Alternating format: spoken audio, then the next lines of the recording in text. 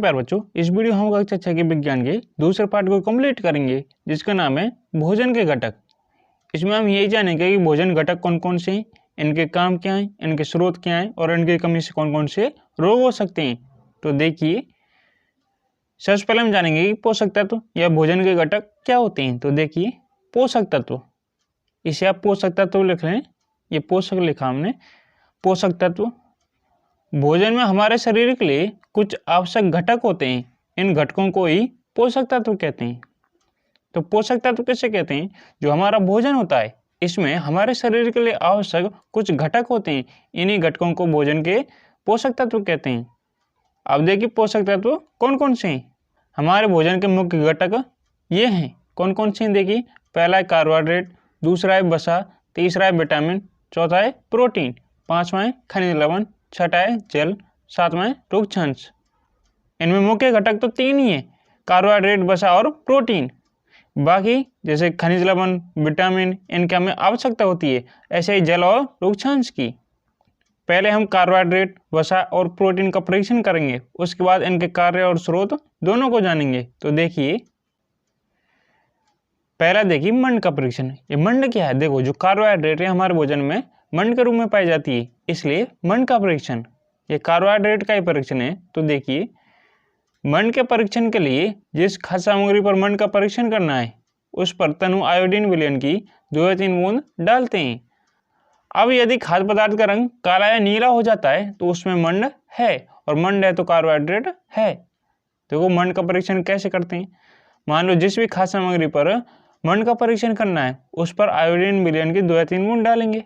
अगर 2 या 3 बूंद डालने के बाद उस खाद्य सामग्री पर जहां 2-3 बूंद डालनी है उसका रंग काला या नीला हो जाए तो उसमें मंड है, और मंड है तो कार्बोहाइड्रेट है। तो इस प्रकार मंड का परीक्षण करेंगे। अब देखिए वसा का परीक्षण। वसा का परीक्षण, तो वसा का परीक्षण किस प्रकार करेंगे? देखिए, वसा के परीक्षण हेतु खाद्य सामग्री को कागज में लपेटकर कूटते हैं। जिस खाद्य सामग्री पर वसा का परीक्षण करना है उसको क्या करेंगे? पहले कागज में लपेटेंगे, फिर उसे हल्के से कूटेंगे। उस खाद्य सामग्री को इतने हल्के से कूटेंगे कि वो कागज फटे नहीं। अब यदि कागज पर तेल के धब्बे दिखाई देते हैं तो उसमें वसा है। अगर ऐसा करने पर, उस खाद्य सामग्री को कागज में लपेट कर कूटने पर उस कागज में तेल के धब्बे दिखाई दें तो उस खाद्य सामग्री में वसा है। अगर नहीं दिखाई दे तो उसमें वसा नहीं है। तो इस प्रकार वसा का परीक्षण करेंगे। अब देखिए प्रोटीन का परीक्षण। अब देखिए प्रोटीन का परीक्षण कैसे करेंगे। जिस खाद्य सामग्री पर प्रोटीन का परीक्षण करना है सबसे पहले उसका चूर्ण या पेस्ट बनाते हैं। तो जिस भी खाद्य सामग्री पर प्रोटीन का परीक्षण करना है कि इसमें प्रोटीन है या नहीं, तो सबसे पहले उसका चूर्ण बनाएंगे या उसका पेस्ट बनाएंगे। अब इस चूर्ण को परखनली में डालकर 10 बूंद जल के साथ हिलाते हैं। अब इस चूर्ण को परखनली में डालेंगे और 10 बूंद जल डालेंगे और इन्हें आपस में हिलाएंगे। अब ड्रॉपर की सहायता से 2 बूंद कॉपर सल्फेट का विलयन व 10 बूंद NaOH यानी कास्टिक सोडा का विलयन डालते हैं। अब ड्रॉपर जानते हैं आप, उसकी सहायता से 2 बूंद तो कॉपर सल्फेट का विलयन लेंगे और 10 बूंद कास्टिक सोडा का विलयन लेंगे। अब इन्हें परखनली में डालेंगे। अब परखनली को अच्छी तरह हिलाकर थोड़ी देर तक रख देते हैं। अब परखनली को अच्छे से हिलाएंगे और इन सभी विलयनों को आपस में मिलाएंगे। अब यदि परखनली में विलयन का रंग बैंगनी हो जाता है तो उस खाद्य सामग्री में या खाद्य पदार्थ में प्रोटीन उपस्थित है।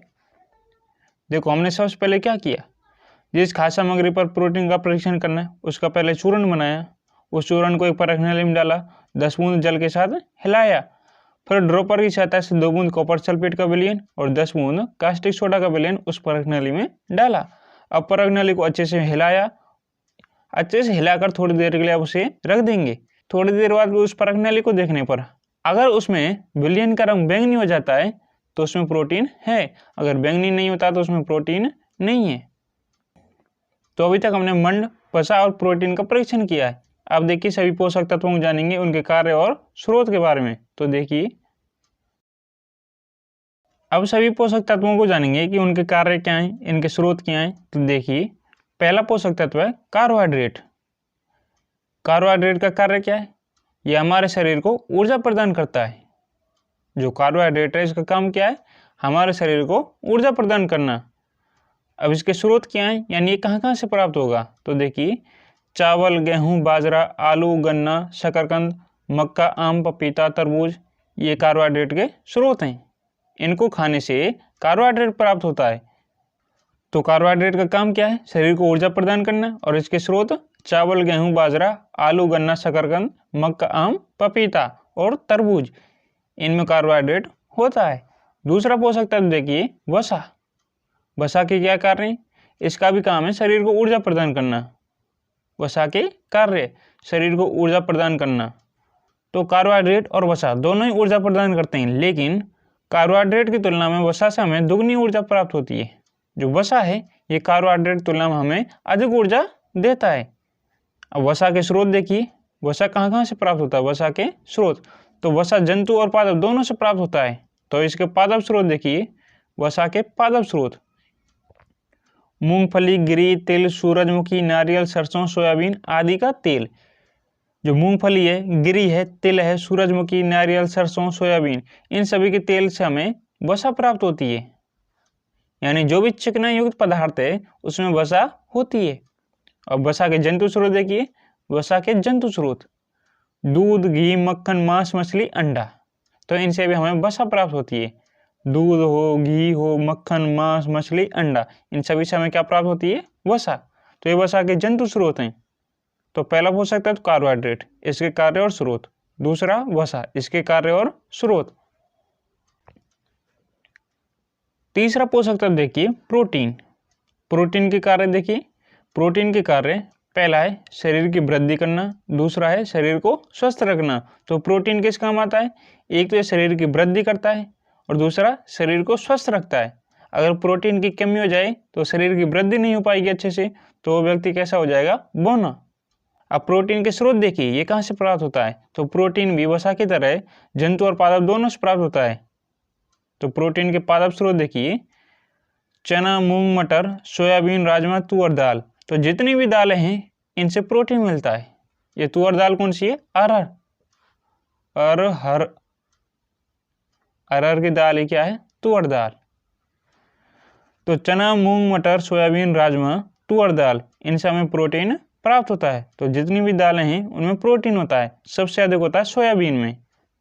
अब प्रोटीन के जंतु स्रोत देखिए, प्रोटीन के जंतु स्रोत दूध, पनीर, मांस, मछली, अंडा, इनसे हमें क्या प्राप्त होती है, प्रोटीन। ये प्रोटीन के जंतु स्रोत हैं, क्योंकि ये सब किससे प्राप्त होते हैं, जंतुओं से। तो प्रोटीन के कार्य याद रखना कि शरीर की वृद्धि करता है, शरीर को स्वस्थ रखता है। प्रोटीन के पादप स्रोत हैं चना, मूंग, मटर, सोयाबीन, राजमा, तुअर दाल। जंतु स्रोत हैं दूध, पनीर, मांस, मछली, अंडा। अब देखिए अगला पोषक तत्व है विटामिन। विटामिन कई प्रकार की होती हैं, जैसे vitamin A, vitamin B, vitamin C, vitamin D, vitamin E, vitamin K. तो जो विटामिन है ये कई प्रकार की होती हैं, जैसे vitamin A, vitamin B, vitamin C, vitamin D. और जो विटामिन बी है यह भी समूह में पाए जाते हैं, जिसमें कई प्रकार के विटामिन बी होते हैं। तो देखिए विटामिन बी भी कई प्रकार की है, जैसे vitamin B1, vitamin बी2, vitamin B3, vitamin B4, vitamin B5, vitamin B6, vitamin बी7, vitamin बी8, vitamin बी9, ऐसे विटामिन बी12 है। तो ये विटामिन बी के प्रकार हैं। अब इनके समूह कहेंगे विटामिन बी कॉम्प्लेक्स। तो विटामिन बी के समूह को विटामिन बी कॉम्प्लेक्स कहते हैं। तो विटामिन जो बी के समूह हैं, इसके समूह पाए जाते हैं, इन्हें क्या कहते हैं, विटामिन बी कॉम्प्लेक्स। अगर विटामिन बी पाई जाती है तो इसके साथ विटामिन बी2, बी3, बी4 ये भी पाई जाएंगी, ये स्वतंत्र नहीं रहेंगी, एक साथ समूह में पाई जाती हैं, इसलिए कहेंगे विटामिन बी कॉम्प्लेक्स। ये तो हमने विटामिन के बारे में संक्षेप में जाना। अब देखिए विटामिन ए।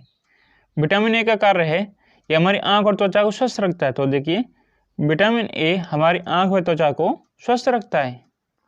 तो विटामिन ए के कार्य क्या है, ये हमारी आंखों को और त्वचा को स्वस्थ रखता है। और इसके स्रोत गाजर, आम, पपीता, दूध, मछली का तेल, ये इसके स्रोत हैं। तो गाजर, आम, पपीता, दूध और मछली के तेल, इनसे हमें विटामिन ए प्राप्त होता है।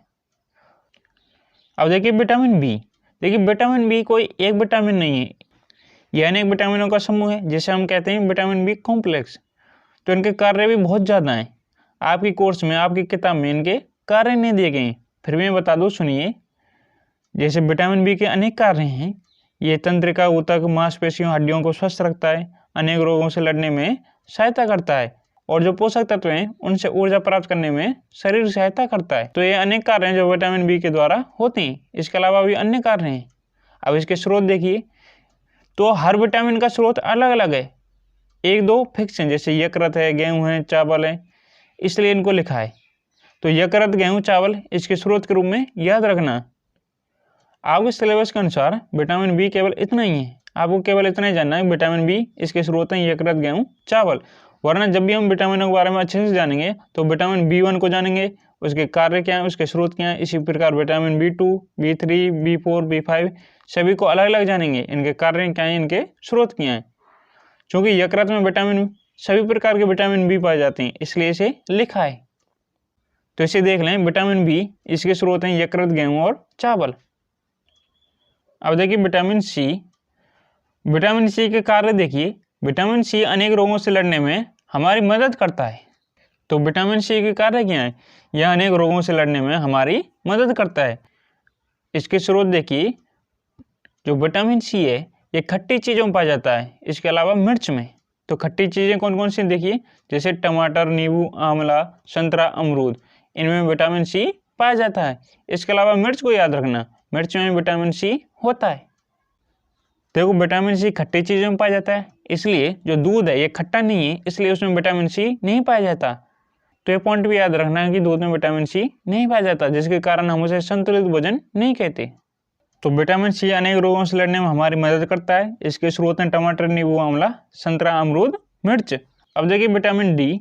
विटामिन डी के कारण हैं, विटामिन डी हमारी अस्थियों और दांतों के लिए कैल्शियम का उपयोग करने में हमारे शरीर की सहायता करता है। जो विटामिन डी है यह क्या करता है? देखो कैल्शियम हमारी अस्थियों और दांतों के लिए आवश्यक है। यह अस्थियों को यानी हड्डियों को मजबूत बनाता है और दांतों को मजबूत बनाता है। तो यह शरीर की कैल्शियम का उपयोग करने में सहायता करता है। तो विटामिन डी हमारी अस्थियों और दांतों के लिए कैल्शियम का उपयोग करने में हमारे शरीर की सहायता करता है। विटामिन डी के स्रोत हैं दूध, अंडा, मछली, मक्खन, यकृत। तो इनसे हमें क्या प्राप्त होता है? Vitamin D. तो विटामिनों हमने जाना vitamin A, vitamin C, vitamin D. अब देखिए खनिज लवण। अब देखिए अगला पोषक तत्व है खनिज लवण। खनिज लवण के कार्य देखिए, शरीर के उचित विकास तथा अच्छे स्वास्थ्य के लिए खनिज लवणों की आवश्यकता होती है। देखिए खनिज लवण हमारे शरीर के लिए ज़्यादा आवश्यक नहीं है, इसलिए थोड़ी मात्रा में चाहिए। ऐसे ही विटामिन भी हमें कम मात्रा में चाहिए। तो इसकी आवश्यकता हमें क्यों है? क्योंकि शरीर के उचित विकास और अच्छे स्वास्थ्य के लिए इनकी आवश्यकता होती है। अब खनिज लवण भी कई प्रकार के होते हैं, जिनमें से कुछ हैं देखिए, आयोडीन, फास्फोरस, लोह और कैल्शियम। आपके बुक में 4 ही दिए गए हैं, आयोडीन, फास्फोरस, लोह और कैल्शियम। आयोडीन की स्रोत देखिए, आयोडीन कहाँ से प्राप्त होता है? अदरक, पालक, क्रीम, केकड़ा, मछली, इनसे हमें आयोडीन प्राप्त होता है। और आपने सुना होगा आयोडीन युक्त नमक, उससे हमें आयोडीन प्राप्त होता है। तो आयोडीन के स्रोत हैं अदरक, पालक, क्रीम, केकड़ा, मछली। दूसरा खनिज लवण है फास्फोरस। इसके स्रोत देखिए, दूध, केला, हरी मिर्च, गेहूं, चावल आदि, इनसे हमें फास्फोरस प्राप्त होता है। दूध से, केला से, हरी मिर्च, गेहूं, चावल, इनसे हमें क्या प्राप्त होता है? फास्फोरस। तीसरा खनिज लवण है लोह। इसके स्रोत देखिए, नाक, यकृत, सेब, पालक, इनसे हमें लोह प्राप्त होता है। देखो नाक क्या है? आपने नाशपाती जैसा देखा होगा, वो क्या है? नाक। उस समय क्या प्राप्त होता है? लोह। इसके अलावा यकृत, सेब और पालक से। अगला खनिज लवण है कैल्शियम। इसके स्रोत देखिए, दूध और अंडा। इसके स्रोत क्या है? दूध और अंडा। तो इसे याद रखना है खनिज लवणों की हमें आवश्यकता क्यों होती है, और आयोडीन, फास्फोरस, लोह और कैल्शियम के स्रोत कौन कौन से हैं। अब हम जानेंगे रुक्षांश और जल के बारे में। तो देखिए छठा पोषक तत्व है आहारी रेशे, जिसका दूसरा नाम है रुक्षांश। तो देखिए रुक्षांश हमारे शरीर को कोई पोषक प्रदान नहीं करते हैं। जो रुक्षांश है यानी आहारी रेशे, हमारे शरीर को कोई पोषक प्रदान नहीं करते हैं, फिर भी यह हमारे भोजन का आवश्यक अवयव है, फिर भी हमारे लिए आवश्यक है। अब इसका काम क्या देखिए, यह भोजन का आयतन बढ़ा देते हैं और बिना पचे हुए भोजन को बाहर निकालने में शरीर की सहायता करते हैं। जो रोगक्षांश हैं ये क्या करते हैं, ये हमारे भोजन का आयतन बढ़ा देते हैं, जिससे जो उसका जल्दी पाचन होता है और जो बिना पचा हुआ भोजन है उसको शरीर से बाहर निकालने में शरीर की सहायता करते हैं। अब इसके स्रोत देखिए कि कहाँ से रोगक्षांश प्राप्त होता है। साबुत खाद्यान्न, साबुत खाद्यान्न यानी जितने भी खाद्य के अन्न जिनको हम खाते हैं, जैसे गेहूँ, चावल, बाजरा आदि साबुत खाद्यान्न। इनके अलावा दाल, आलू, ताजे फल, दलिया व सब्जियां, इन सब में क्या प्राप्त होते हैं, रोगक्षांश। तो रोगक्षांश का काम याद रखना कि भोजन का आयतन बढ़ा देते हैं और बिना पचे भोजन को शरीर से बाहर निकालने में सहायता करते हैं। इसके स्रोत हैं साबुत खाद्यान्न, दाल, आलू, ताजे फल, दलिया और सब्जियां। अब देखिए सातवां भोजन घटक है जल। जल भोजन में उपस्थित पोषकों को अवशोषित करने में हमारे शरीर की सहायता करता है। जल का काम क्या है, जो हमारे भोजन में उपस्थित पोषक तत्व हैं इनको अवशोषित करने में हमारे शरीर की सहायता करता है। यह अवशिष्ट पदार्थों जैसे मूत्र तथा पसीने को शरीर से बाहर निकालने में सहायता करता है। अब इसके स्रोत देखिए, जल कहाँ से प्राप्त होता है। एक तो है जल, यानी जो जल हम पीते हैं सीधा उससे प्राप्त होता है। इसके अलावा दूध, चाय, ताजे फल, सब्जियां, इनमें जो रस होता है उससे हमें क्या प्राप्त होता है, जल। दूध हो, चाय हो, कॉफी हो, इनसे भी हमें जल प्राप्त होता है। इसके अलावा ताजे फल में, सब्जियों में भी जल होता है। तो इस प्रकार हमें जल प्राप्त होता है। अब एक पॉइंट रह गया है संतुलित भोजन। संतुलित भोजन क्या होता है देखिए। अब इस पॉइंट को देखिए कि संतुलित भोजन या संतुलित आहार क्या होता है। तो संतुलित भोजन कैसे कहेंगे, ऐसा भोजन जिसमें सभी पोषक तत्व पर्याप्त मात्रा में विद्यमान हो संतुलित भोजन कहलाता है या संतुलित आहार कहलाता है। तो संतुलित भोजन कैसे कहेंगे, यानी ऐसा भोजन जिसमें भोजन के सभी घटक हों और वो भी पर्याप्त मात्रा में, तो ऐसा भोजन संतुलित भोजन कहलाता है। तो ऐसा भोजन जिसमें भोजन के सभी घटक पर्याप्त मात्रा में विद्यमान हो या पोषक तत्व पर्याप्त मात्रा में विद्यमान हो संतुलित भोजन कहलाता है। तो आपको कैसा भोजन करना चाहिए, संतुलित भोजन, यानी ऐसा भोजन जिसमें भोजन के सभी घटक हों, जिसमें कार्बोहाइड्रेट भी हो, प्रोटीन भी हो, वसा भी हो, खनिज लवण भी हो, जल भी हो, रोगक्षांश भी हो, विटामिन भी हो। तो ऐसा भोजन ही क्या कहलाएगा, संतुलित भोजन। अब ये कुछ पॉइंट्स हैं इन्हें देखिए। नोट, पहला पॉइंट है भोजन को पकाते समय कुछ पोषक नष्ट हो जाते हैं, इसलिए हमें भोजन को सावधानीपूर्वक पकाना चाहिए। ज़्यादा पकाने से पोषक तत्व नष्ट हो जाते हैं। दूसरा पॉइंट है छिलका उतारकर सब्जियों और फलों को धोने से उनके कुछ विटामिन नष्ट हो जाते हैं। जैसे कुछ सब्जियां हैं, उनके छिलके को उतारकर उन सब्जियों को या फलों को धोने से उनमें जो कुछ विटामिन होते हैं वो नष्ट हो जाते हैं। देखिए विटामिन दो तरह के होते हैं, एक तो जल में घुलनशील, तो जल में धोने से वो विटामिन जल में घुल जाएंगे और जल को हम बाहर फेंक देंगे, इसलिए वो विटामिन नष्ट हो जाते हैं। तीसरा पॉइंट है चावल और दालों को बार बार धोने से उनमें उपस्थित विटामिन और कुछ खनिज लवण अलग हो जाते हैं। तो विटामिन की तो अभी हमने बताया कि कुछ विटामिन जल में घुल जाते हैं। जब चावल और दालों को बार धोएंगे तो इनमें उपस्थित विटामिन जल में घुल जाएंगे, जल को तो हम बाहर फेंक देंगे तो उससे विटामिन बाहर चले जाएंगे। इसी प्रकार कुछ खनिज लवण वो भी अलग हो जाते हैं, इसलिए चावल और दालों को बार बार नहीं धोना चाहिए। चौथा पॉइंट है भोजन को पकाने से गर्मी के कारण विटामिन सी नष्ट हो जाता है। जैसे हम भोजन को पकाते हैं तो गर्मी यानी ताप के कारण विटामिन सी नष्ट हो जाता है। और लास्ट पॉइंट देखिए पांचवा, भोजन पकाने में उपयोग किए गए जल को फेंक देने के साथ ही लाभदायक प्रोटीन व खनिज लवणों की हानि होती है। देखो हम भोजन पकाते हैं तो उसमें जल का उपयोग करते हैं, अगर उस उपयोग किए गए जल को फेंक देते हैं तो उसमें प्रोटीन और जो खनिज लवण होते हैं वो भी उसके साथ बाहर चले जाते हैं, तो ऐसे उनकी हानि होती है। तो ये कुछ पॉइंट्स थे, इन्हें याद रखना। अब यदि इन पोषक तत्वों की हमारे शरीर में कमी हो जाए तो इन कमी से रोग हो जाते हैं। इन्हीं रोगों को कहेंगे अभावजन्य रोग। तो अब इसे देखिए अभावजन्य रोग। अब देखिए अभावजन्य रोग, अभावजन्य रोग क्या होते हैं, देखो नाम से पता चल रहा है अभावजन्य रोग यानी अभाव के कारण होने वाले रोग। अब किसके अभाव के कारण, पोषक तत्वों के अभाव के कारण। तो देखिए लंबी अवधि तक पोषकों की कमी के कारण होने वाले रोग अभावजन्य रोग कहलाते हैं। यानी किसी पोषक तत्व की लंबे समय तक कमी हो जाए तो उसकी कमी से अनेक रोग हो सकते हैं, उन्हीं रोगों को क्या कहेंगे, अभावजन्य रोग। तो लंबी अवधि तक पोषकों की कमी के कारण होने वाले रोग अभावजन्य रोग कहलाते हैं। अब इसके उदाहरण देखिए, जैसे प्रोटीन की कमी से निम्न रोग हो सकते हैं, जैसे वृद्धि का अवरुद्ध होना, चेहरे पर सूजन, बालों के रंग का उड़ना, त्वचा की बीमारियां और पेचिश। अगर हमारे शरीर में प्रोटीन की कमी हो जाए तो क्या होगा, देखिए उस व्यक्ति की वृद्धि अवरुद्ध हो जाएगी, यानी वृद्धि रुक जाएगी। चेहरे पर सूजन हो जाएगी, बालों के रंग उड़ सकते हैं और त्वचा की बीमारियां हो सकती हैं। इसके अलावा पेचिस एक रोग है, यह भी हो सकता है। तो अभावजन्य रोग क्या होते हैं, यानी किसी पोषक तत्व की लंबे समय तक कमी हो जाए तो उसकी कमी से होने वाले रोग अभावजन्य रोग कहलाते हैं। अब इस पॉइंट को देखिए, नोट, यदि प्रोटीन और कार्बोहाइड्रेट दोनों ही किसी व्यक्ति के भोजन से लंबे समय तक अनुपस्थित रहें, यानी कोई व्यक्ति लंबे समय तक प्रोटीन और कार्बोहाइड्रेट का सेवन नहीं करे तो उसकी वृद्धि पूरी तरह से अवरुद्ध हो जाएगी और वह व्यक्ति बहुत दुबला पतला हो जाएगा और वह इतना दुर्बल हो जाएगा कि वह चलने में भी असमर्थ होगा। यानी कोई व्यक्ति अगर लंबे समय तक, यानी बहुत अधिक समय तक प्रोटीन और कार्बोहाइड्रेट न ले तो उस व्यक्ति की वृद्धि पूरी तरह से अवरुद्ध हो जाएगी, यानी रुक जाएगी।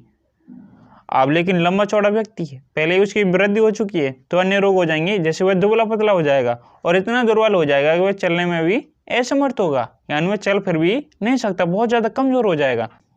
तो पोषक तत्वों की कमी से अनेक रोग हो सकते हैं, इसलिए हमें अपने भोजन में सभी प्रकार के पोषक तत्वों को सम्मिलित करना चाहिए, जिसे हम कहेंगे संतुलित भोजन। तो संतुलित भोजन में सभी पोषक तत्व होते हैं। तो हमें कैसा भोजन करना चाहिए, संतुलित भोजन, लेकिन वो भी ताज़ा होना चाहिए।